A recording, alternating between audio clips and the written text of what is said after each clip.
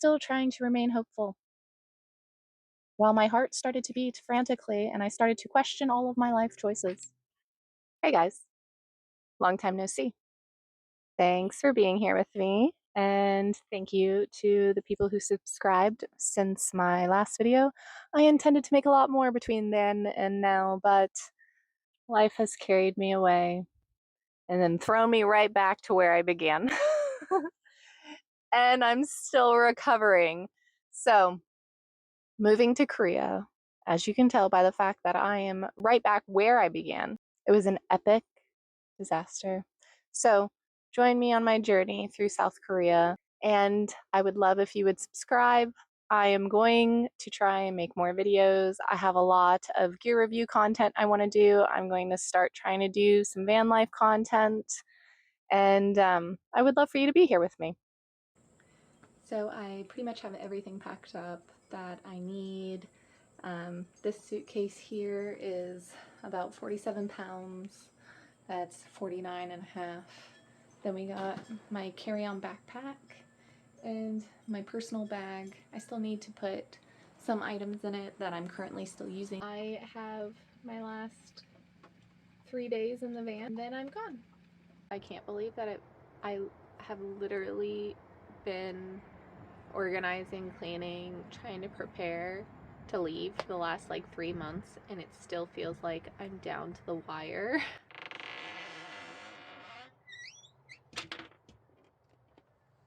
The pantry is all empty. Yep, everything's cleaned out. And here we are, an empty van.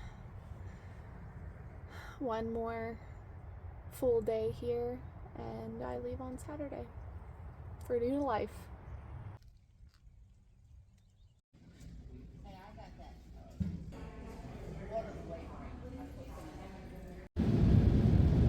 My whole life.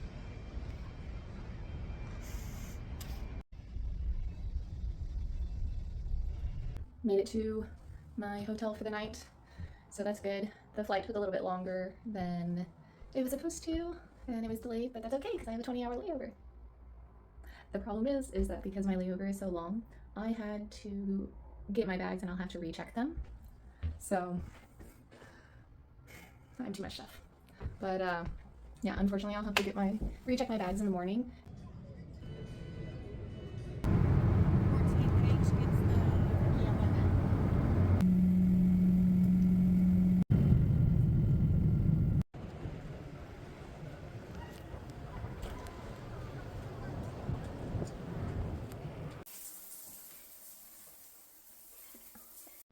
I'm so exhausted. I feel like I'm gonna fall over, but here I am wearing clothes to go look for food. We'll see how that goes. They have like a E-Mart is kind of like Walmart in Korea, and they have a E-Mart 24. So it's a 24/7 convenience store that has different stuff. So we'll go see what it's like. I was super busy down there with like tons of English teachers arriving. So, and the E-Mart was really small, and I didn't want to try and film or like show anything while I was in there. I'm going to show you some of the things I got and tell you how much they cost. So this morning I got some different things to prepare for dinner tonight because yesterday the convenience store had less items in it because people had bought them throughout the day. So I got a yogurt, strawberry yogurt. I got one of these like red bean pastries. I love these, they're so good. I got 2 of the kimbaps. All of those things were 10,000 won, which is like $7. So I got all of that for $7. These potato chips, some grapes, and a soybean paste soup. And that was 7,000 won, so like $5 for those things. And I'm pretty sure the most expensive thing out of everything that I've bought has been these grapes. They're the only fruit in the store, and the grapes are huge. They're so big. It was actually really sweet too because the convenience store lady came and made the soup for me because you can't read how to make things and I haven't made it, and I obviously looked clueless. Look how big these grapes are.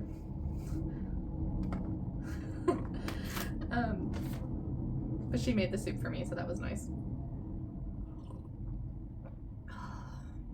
God, soup is so good. Some of the documents that I needed to give to my recruiter to submit to the EPIK program to teach English in South Korea through the public school system. So I needed to have a passport photo, a apostilled criminal record check, an apostilled diploma, sealed transcripts from my college showing my degree, needed 2 letters of recommendation, and then I needed proof of documentation showing that I taught English in South Korea previously. They denied my pay increase based on my previous year of experience teaching English in South Korea because I did not teach for 365 days. And my last day of my contract ended at 363 days. So the EPIK program and the public school system in South Korea denied me my pay increase for having a year of experience due to supposedly not completing a year of teaching experience. I went through and I calculated the cost of all of these documents so that way you have an idea of how much I paid, how much I lost, and how much you would pay too. So the cost of just having my fingerprints done in order for me to get my background check completed was $50. I had to pay $130 for a new passport to get my background check apostilled and my college transcripts or my college diploma apostilled. I paid $50. To get my transcripts, I paid $37.50 to get all of the documents printed and to get passport photos taken. I spent another $40 plus. It was hard for me to keep track. I was very overwhelmed by everything. And the shipping to ship all of this to South Korea was $92. So just in documentation, I spent $399.50. I'm going to share the rest of my costs and then I'll have a complete total cost of most of the things I had to purchase at the end of this video. All of the teachers, and I've seen so many of them here already at the hotel, we'll all leave the hotel, go back to the airport, we'll meet the recruiter who recruited us, then we'll sign up at a table with the school recruiter, and then when we sign up, they will bring charter buses, and based on how many people have signed up and how many seats are on the charter bus, you'll wait until you have a seat on a bus, and then they'll take us to this like big convention center. And at the convention center, I guess that's where our hotel will be, where we'll share a room with another teacher for a week, and we'll go through orientation, and then after that we'll go to our school. New York is really cool. It's the biggest public college system in the boring. That's not public.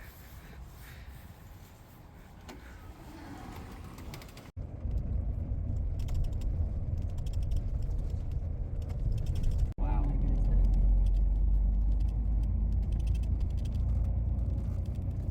I would like to walk around out here at some point.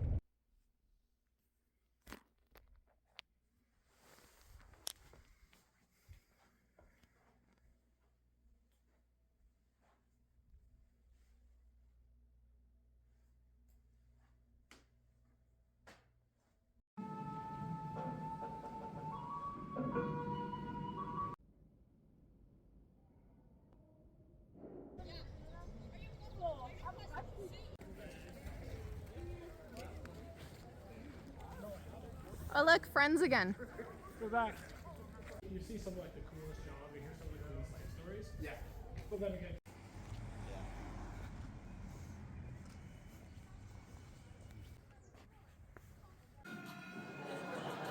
on the way there.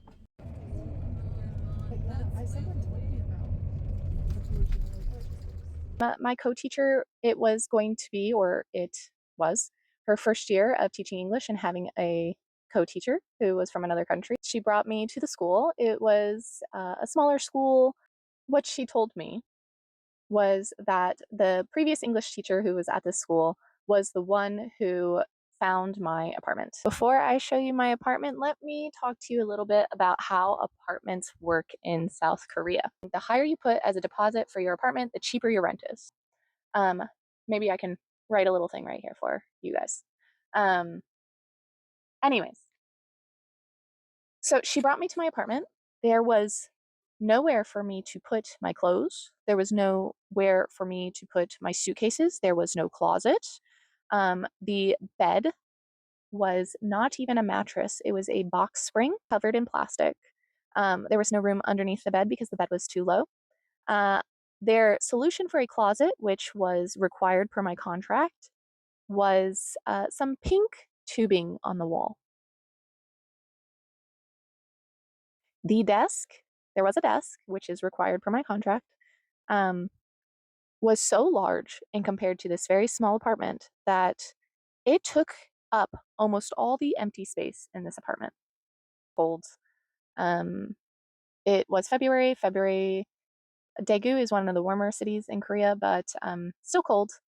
So I was in a cold apartment that had nowhere for me to put any of my things, did not have a mattress, only a box spring. I could not get the thermostat to work, and I've lived in Korea before, so I have used the thermostat before. This one wouldn't work. And I started to look around, and I was trying to make sense of everything. I called her, my Korean co-teacher, and I told her that there was no like dresser in here, which is also supposed to be in the apartment per my contract.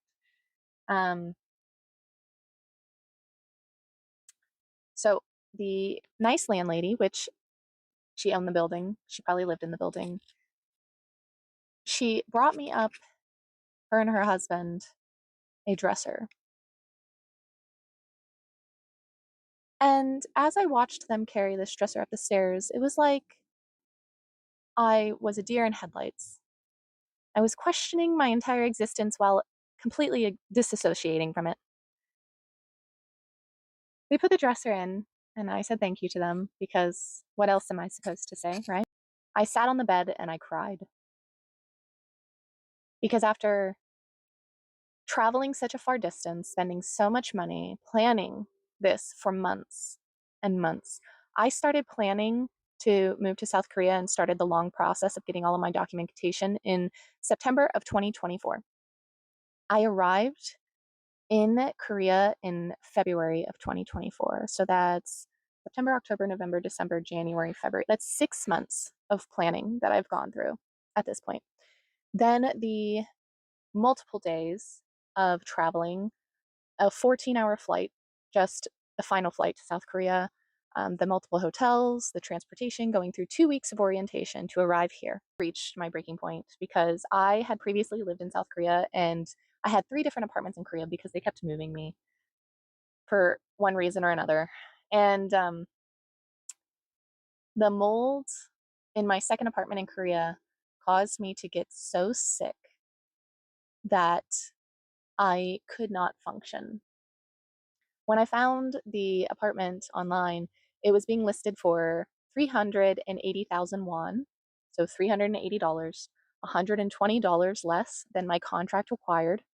And that included internet and water.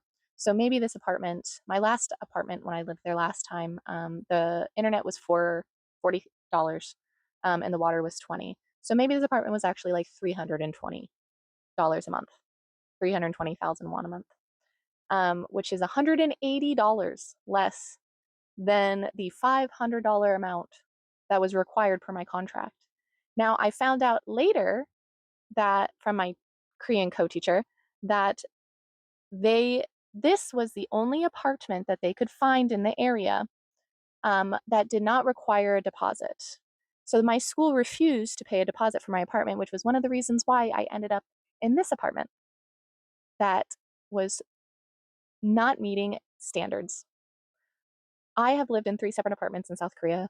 I have known many teachers who live there. I've watched many videos of people who have lived in South Korea, and this is not what usually happens. This can happen. It happened to me, but this is not what usually happens. This is not per to expectations and standards for having an English teacher come teach with you. One of the girls that was also a teacher that went through orientation with me lived 2 streets away. She had a 1-bedroom apartment. She had a separate kitchen, a hallway, bathroom, and separate bedroom. Normal apartment. Wasn't fancy, it wasn't new, it wasn't redesigned, but it was a normal apartment. And she lived 2 streets from me. She taught at a school a couple blocks away from me. So these apartments were available. I just was not provided one. And then I picked up all of my stuff. I took it back down the spiral marble staircase. I swear I can still hear the sound of my wheels thunking down the stairs. And I went out to the street and I booked myself a hotel. I spent the next 2 days trying to negotiate with my Korean co-teacher, the school, and the coordinators who are supposed to be the liaison of the teachers in Daegu. The lady to go in there and clean the mold on the walls. That's not how mold works. You don't just wipe down the mold on the walls and then the mold is gone. Anyone who's ever lived in an apartment with mold will know this. It's funny, I'm just thinking back right now about before I went to South Korea, I hung out with this girl and she went on this really long spiel about mold and mold in her apartment and how she was so negatively affected by mold. And I feel like it was like a warning from the universe or something, because I sat for 45 minutes listening to this girl talk about mold. And then that's what happened. You know, it's funny, I haven't thought about that, or I don't remember thinking about that until right now. Maybe it was a warning sign. So I carried my 150 pounds of luggage down the steps, down the sidewalk, into the subway, down the stairs in the subway, up the stairs, onto the subway. I think it was like 10 blocks over, and into a hotel. Now, I messaged my Korean co-teacher and I told her, I was like, this apartment is unacceptable. I'm not going to be staying here. This does not meet the standards of what teachers should be provided. This isn't okay. I found out later that it literally didn't meet the standards of my contract for how much they were supposed to pay, especially whenever I was required to pay a $900 deposit and the school refused to pay any deposit for my apartment. And I went to a hotel. And you want to hear what's even better? I had to tell her where I was going and what hotel I was at for safety reasons. She was required to keep track of me for safety reasons. And you know what? I told her, despite how silly that was, because I was still trying to be polite. I was still trying to have a good relationship. I still wanted to teach there. I just wanted to teach and live in an apartment that not only met the contractual obligations of the school, but was safe for me to live in. Somewhere where I could rest on a bed that was a bed. Somewhere where I could store my clothes. Somewhere where I had somewhere to put my suitcases that weren't literally in the middle of the room because there was nowhere else that I could have put them. Somewhere where I could have cooked food and taken a shower and relaxed so I could have been the best teacher I could have been.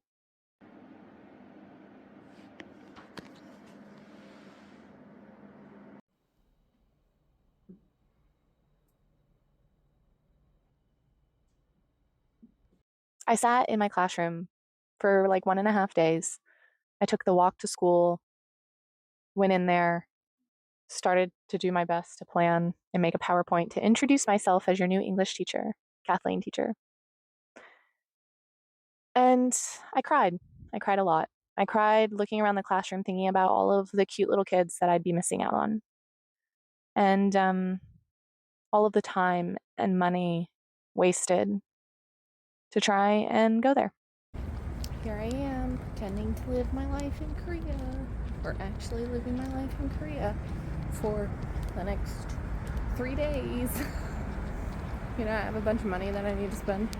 So honestly, maybe I'll just go and try and find something fun to do tomorrow after I bring my package to the postal service. But we'll see. Time to wait for the crosswalk.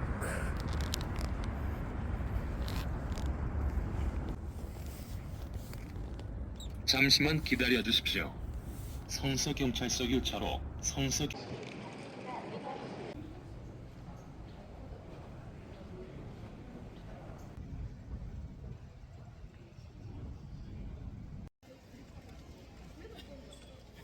So I kind of feel like a crazy person because, I mean, the weather says that it's like 47, 50 degrees Fahrenheit here in Daegu, and everyone is wearing coats.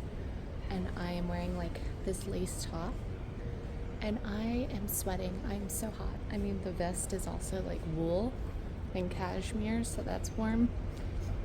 But I am so hot, and I feel like I look like a crazy person because everybody else has coats on. And then like, I actually, like, sadly, I feel like I smell right now because I've just been like so stressed with everything that's been happening that I have like stress sweat. And I don't have stress sweat often, so like, and then I'm having a mugwort latte because it sounded witchy and I needed something witchy. But I just went to Uniqlo because I had a bunch of won that I needed to spend, and I was like, you know what, I'm just gonna get stuff that I can bring back home, and then so I could spend the paper money that I had, because the exchange rate would just be horrible for me to exchange it again at the airport. This whole trip has been a loss, so at this point I'm just like, the one thing I will say is that I feel a lot better because before I came here, I was worried that there was a little kid who was cute. I was worried that like I wasn't used to traveling anymore and I wasn't going to be able to figure it out. But a guy just walked by and farted. It was very loud. I was afraid I wasn't going to be able to figure it out, and like actually going around the country and exploring has made me feel a lot more confident. I'm really disappointed about everything that's happened, but I am proud of myself for like sticking up for myself and knowing what's right and what I'll feel comfortable with and what's okay and what's not okay. I'm just really tired of having to like advocate for myself instead of just have things work out the way they're supposed to. So here we are.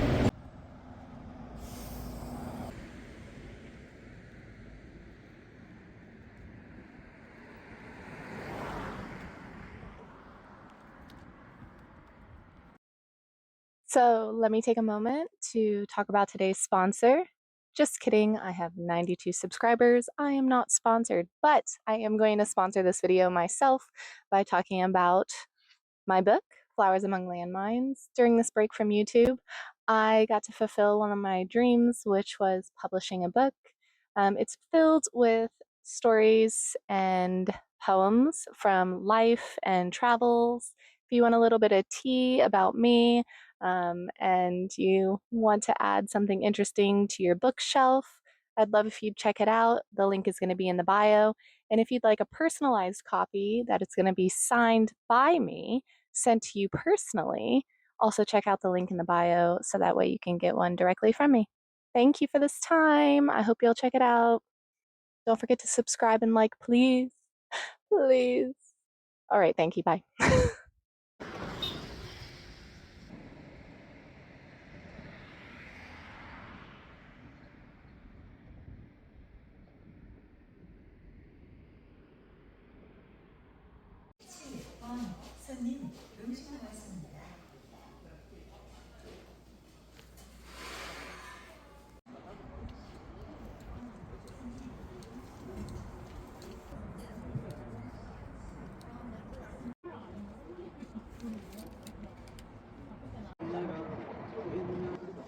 It's really cute because I think that where I am right now, not a lot of like foreigners go, maybe, or maybe like not often, because the ladies in the cafe, they like turned around and saw me standing there waiting, and they seemed really surprised, and they seemed like really happy to see me, which is super cute. And I'm like, the more I'm going around, the more I'm sad because like I really wish that I was staying here right now.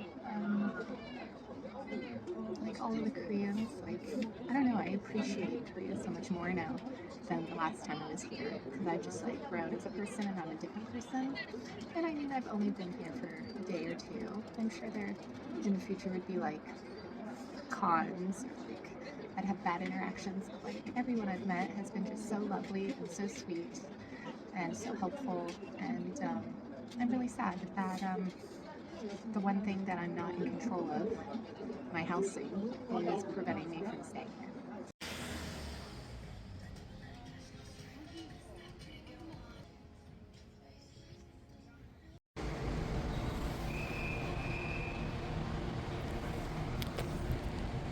Okay, so leaving the hotel, I'm actually really sad. I'm trying not to like cry or be upset.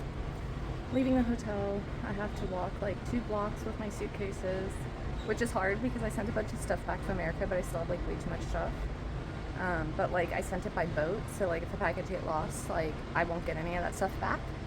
And so I had to keep like a lot of the things that were more valuable or like I really will use when I get back.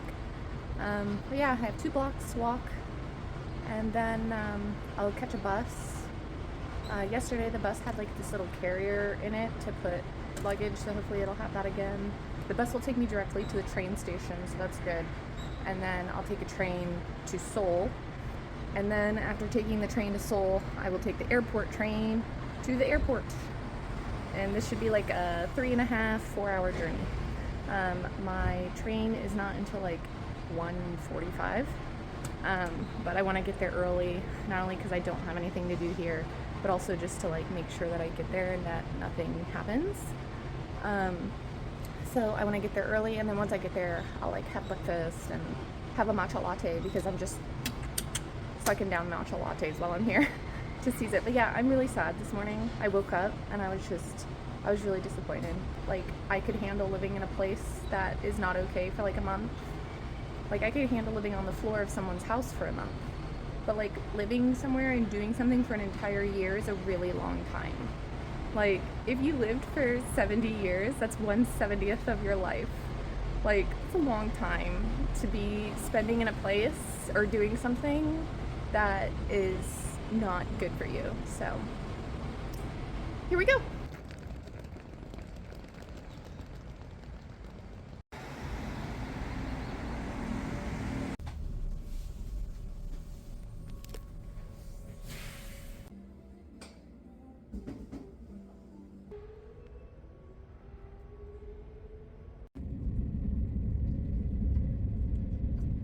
Like I got off the train suddenly. Luckily I like looked at the right time and like zoomed into the map to find that it was like I had to zoom in really big to like find out that it was my stop. And I jumped off of the train and I got off in time. Then I was trying to find my way to where the airport line was. And last time, maybe because I was in Seoul mostly, I was always taking subways, but now I'm always taking buses. So I thought I was going to take a subway, and then I finally like got here and I realized it was a bus, and I got to the bus in time, but it was 16,000 won, and I could have used like my subway card, but I only had 11 on it. And then the ticketing counter was all the way on the other side of the subway station, or the transportation station. So I ran all the way over there, and then there was a line, so I finally waited in line. At that point I gave up. And there was supposed to be another bus that was like 9 minutes away, but it was like bus 6440, and the bus 6770 had already left. And I asked the guy behind the counter, I was like, airport? And then he told me the next bus leaves in like 30 minutes. And I was like, what about this bus? He spoke English, which was really nice. Everybody's been really nice. And then he's like, I don't know what that bus is. And I was like, do you know where they sell tickets? He's like, no. So then I'm like, okay, can I refill my subway card with you? He said no. You refill it at the convenience store. And I'm like, okay, can I refill it at the convenience store with a card? He's like, no. So I'm like, okay. And he's like, so you looked at bus 677 or 6770, and I was like, sure. And he's like, for 30 minutes from now, and I'm like, and he's like, okay, and I'm like, okay. Because at this point, I'm just like, what am I supposed to do? What am I supposed to do? I have a bus ticket that should come in like 20 minutes or something. That'll take me to the airport, and then I have the first hotel I stayed in, that I came here and stayed in before I started this journey. I have that same room again. Unfortunately, it costs twice as much money now. It's hard for me to not feel like I'm overreacting. Like, I keep replaying in my head, like, the apartment, and if it was possible for me to stay there. It would have just been like me advocating for months and months about everything just to even make the apartment somewhat comfortable, if even the mold was resolved. And I was in 3 apartments the last time I was here in Korea. My first apartment here was just kind of like a motel. It was just like a large room, and it had a sink. It had no counter space, and then a stove. And luckily the teacher that left before me had a table and chair that she gave me, and I used that to like prep my food, and like help cook and have counter space. Ironically, that first apartment I had a door in the middle of the apartment that entered my apartment from another apartment and had no lock on it. And I still stayed in that apartment, even though there was a random door that could have just like, someone could have entered my house at any time that I had no lock on. I even stayed in that apartment. And I really hate that this has happened, because like, teachers and I have given up so much to come here. I've spent so much to come here, and I just don't understand why a country, a city, a school wouldn't want to show their best and like make sure that their teachers here are comfortable so they don't leave. They already have a problem with teachers running away and not finishing their contracts. And if you keep putting them in horrible housing, they're more likely to leave. Like, if anything else would have happened this entire year, I probably would have stayed no matter what. No matter what. But I can't do anything about having an uncomfortable home. An unsuitable home. So yeah, I'm just really disappointed, and I'm trying not to be super upset about it.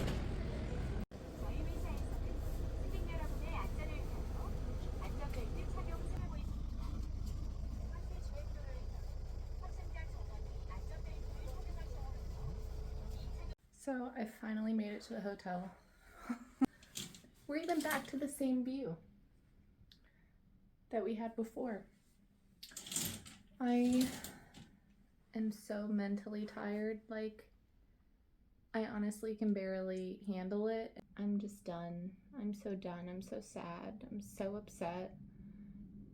I'm trying just at this point to not think about how much all of this has cost. It really just feels like everything I try and do lately to make my life better, to do something that has some type of purpose, to do anything, it just like, it fails. Between going back to Florida to try and see my dad and like be with my dad and spend Christmas with him and get to know him better, and then everything that happened there, coming back to Korea and trying to be here, it seems like every decision I make is wrong.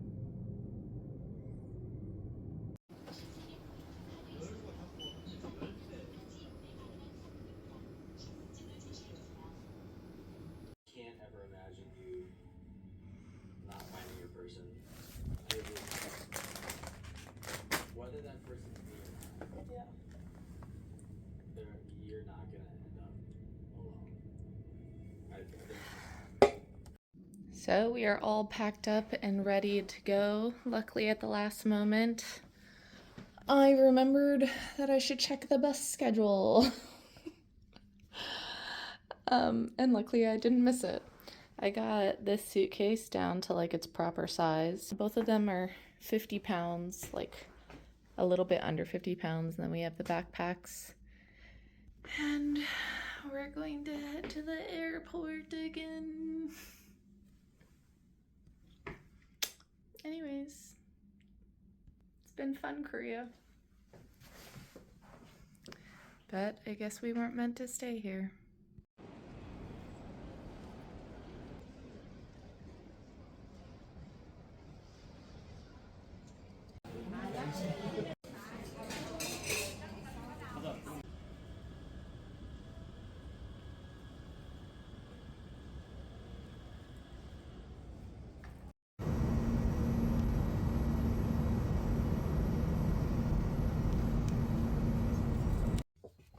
Walter. How are you doing? I know, look where we're at. Look at that. So I can't believe that it's been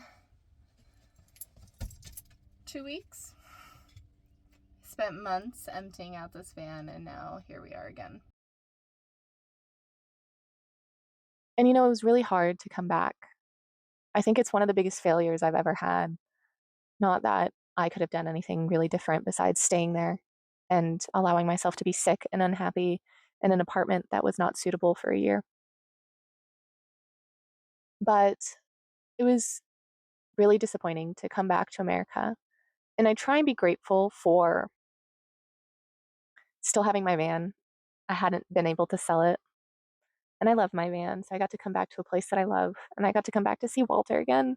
And I was really blessed to be able to go back to California and do exactly what I had been doing.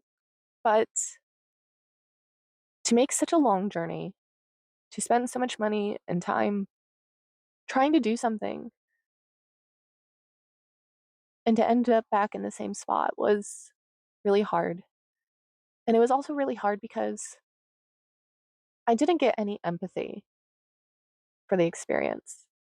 I've told many people over the last year about how I should be teaching in South Korea, far less now than I did in the beginning, and how I wasn't able to stay there because of the issue with the apartment and whatnot, and how I picked up my whole life to try and move there, and then I ended up having to come back. And I just kind of get like oh, and I get it. It's hard to relate to. It's hard to understand unless you've been through that. Not only that, but there's so many other things that people are dealing with in this world. But still, to spend 6 months of your life trying to obtain something, to I sold things, to unpack the whole van, to pack all of my life into my suitcases, to do all of that traveling, to go through orientation, to learn how to be a teacher, and to be one of the only people in orientation who had experience teaching in South Korea, just to return back to where I came from was really hard. And I'm very blessed that I still have my van. I'm very blessed that I still have Walter.